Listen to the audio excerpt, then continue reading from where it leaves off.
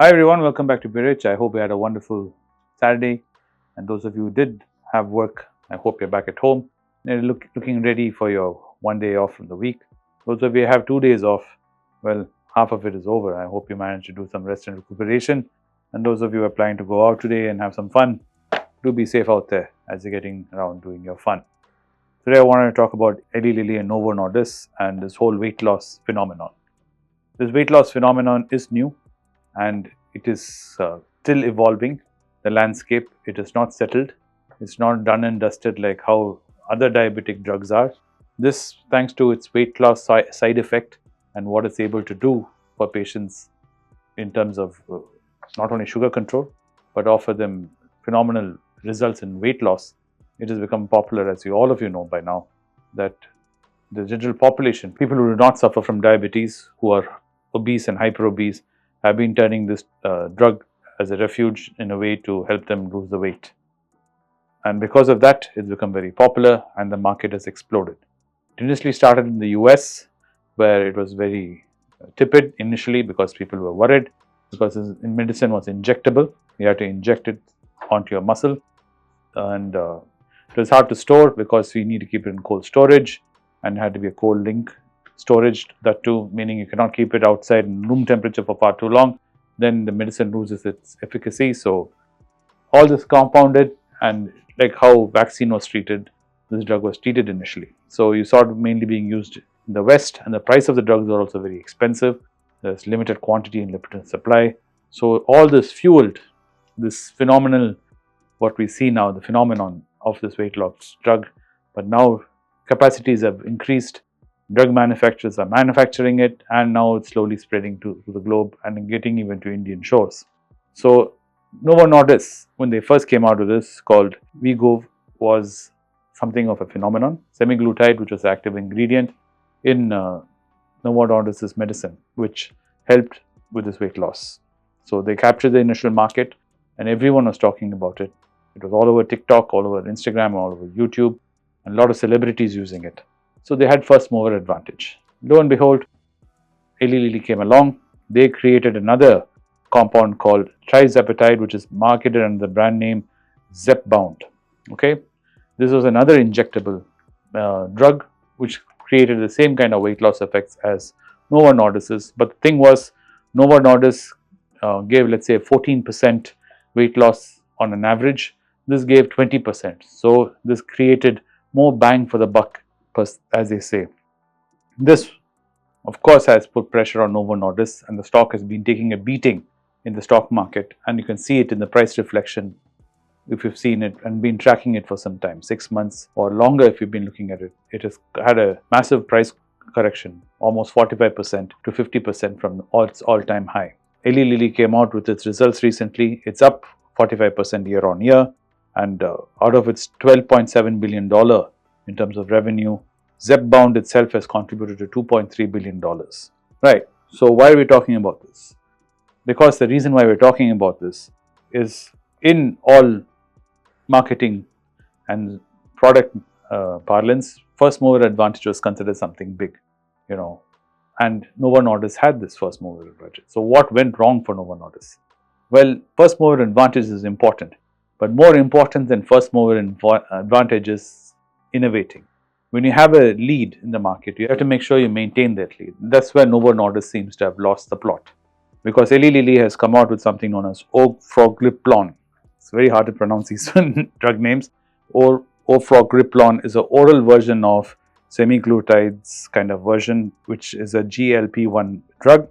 It has a first mover advantage on this now, Eli Lilly, which one of the reasons they've been able to push Novo Nordisk out of the market is Eli Lilly has created an injectable drug which is far more effective than Novo Nordisk. Now they've come out with an oral version of this drug, which is orforglipron, which is another active ingredient, and they have first mover advantage on this medicine, and they've already got the approvals for this. So they're going to be hitting the market in the US, while Novo Nordisk, they too have a tablet, but they seem to have been problems getting it approved by the FDA. That is still pending, and that too with the Doge cuts thanks to Elon Musk.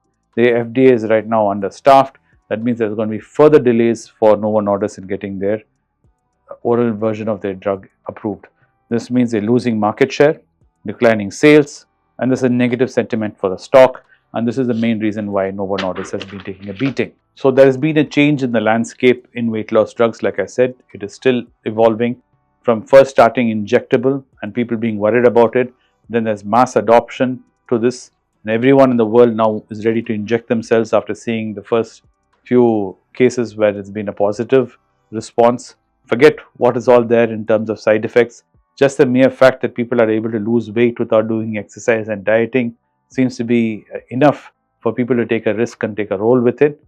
Now that is changed from an injectable form to an oral form, that means there will be further adoption towards this kind of medication, and that means there's a huge global market which is going to erupt because of this. And that market is looking at a size of around $40 billion as a global market for weight loss drugs. And once this becomes an oral tablet, storage is not a problem, ease of use is, because most people would rather take a tablet than take an injection.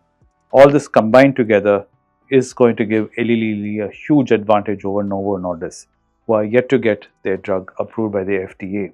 Aside from this, these two companies going at loggerheads with each other over weight loss, the market seems to be expanding. Like I said, globally the market is now projected at $30 billion, and other pharmaceutical companies like AstraZeneca, Pfizer and Amgen are all looking at it and saying, why should you guys have all the fun? We will also join in. So Pfizer, AstraZeneca, Amgen, they all have drugs in the pipeline which are going to be oral, which are going to add further pressure to Novo Nordisk. So Novo Nordisk's first mover advantage is over because they did not innovate.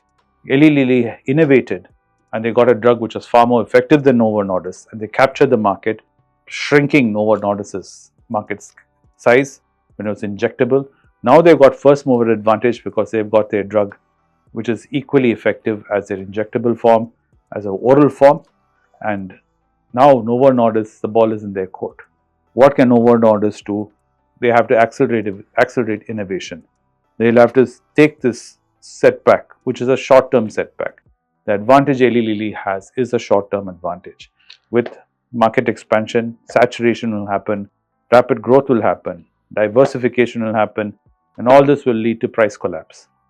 When Novo Nordisk initially launched this drug as an injectable form, there are huge advantage not only in first mover but also in the amount of premium they were charging for the drug, meaning they're making a drug for maybe $1 and they were selling it for $10. So there was a huge markup on the drug. That has eroded finally now, with not only with Eli Lilly coming, with other drug manufacturers coming, it becoming an oral tablet. So this has shrunk. Now the only way you can make profit in this is going to be in terms of volume. That is why you're seeing this kind of drugs expanding globally, even reaching the Indian shores now, where these kinds of drugs, weight loss drugs, are available in India. So taking all this into consideration, Novo Nordisk right now is at a discount. Should we be buying it is a question, because Eli Lilly, even if you look at it in discounted cash flow, worst case to best case is $300 to $490, and that means it's trading at a premium of almost 35% above its discounted cash flow, its intrinsic value. That is, it's trading at 751. I'm taking, let's say, a discounted cash flow of 8%. When you compare that to Novo Nordisk, it's trading at 441 Danish kroner, and its intrinsic value with discounted cash flow is putting it around 531 Danish kroner. So it is undervalued by 17%. So should you buy Novo Nordisk? Well, the things where I would say you should keep your eye on is, are they innovating to capture the lost ground? Are they accelerating towards this? That is, improving their drug, and not only improving it, are they trying to expand into global markets? The last 1 month after the results of Novo Nordisk came out, their share price has gone up by 10%. There's been some kind of recovery. Not, of course, anywhere close to where they were in their all-time high. While Eli Lilly's, after their results, which were pretty good, showing a 45 year-on-year, has been flat. So this kind of gives you an idea that market feels that Eli Lilly has been priced correctly, and there seems to be no more growth for Eli Lilly, though they performed well, while Novo Nordisk seems to be showing some kind of recovery and showing it is heading in the right direction. So taking all this into account, think about it. Should you be buying Novo Nordisk, or if you have Eli Lilly, should you be selling it and booking your profits and waiting for a correction in Eli Lilly? I leave that to you, and I'm curious to know what you think. Put it down in the comments below. I would love to hear your comments on your thoughts on weight loss, and do you think weight loss drugs are good, and what are your opinions about Pfizer, AstraZeneca and Amgen, and what do you think will happen in India when Indian pharmaceutical companies like Natco, Dr. Reddy, all of them also get into the party. Thank you for watching Be Rich. I hope you had a wonderful day and you had a wonderful evening. See you again tomorrow with another program. Good night.